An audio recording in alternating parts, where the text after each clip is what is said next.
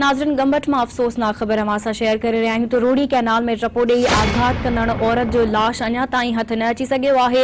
24 कलाक गुज़रण बावजूद इंतज़ामिया लाश कढाइण में नाकाम थी वई आहे। गंबट में रोड़ी कैनाल में टपो ॾेई आघात कंदड़ औरत जो लाश अञा ताईं हथ न अची सघियो आहे। 24 कलाक गुज़रण बावजूद इंतज़ामिया लाश कढाइण में नाकाम थी वई आहे। गंबट में ख़बर आहे जिथे औरत कुछ ॾींहं अॻु आपघात कयो हो। रोड़ी कैनाल में टपो ॾेई 24 कलाक गुज़रण बावजूद इंतज़ामिया लाश कढाइण में नाकाम थी वई आहे। इन ही हवाले से वधिक तफ़सील मालूम करण लाइ राब्तो कयो आहे धरती टीवी गंबट जे रिपोर्टर मुमताज़ मेमण सां। जी मुमताज़, ॿुधाइजो त औरत जो आपघात जो कारण छा आहे ऐं अञा ताईं जेको आहे उहो लाश न कढियो वियो आहे।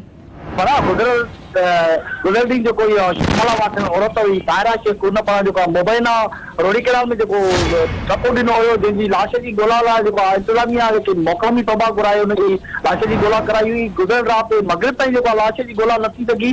अॼु सुबुह खां वरी जेको इंतज़ामिया रोड़ी कैनाल ते टोबनि ज़रिए जेको लाश जी ॻोल्हा कई पई वञे।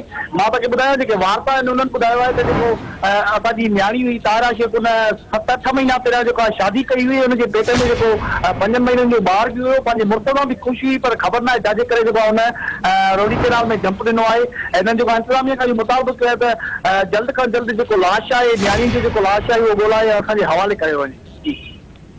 मुमताज़ अपडेट करण लाइ अमां जी महिरबानी।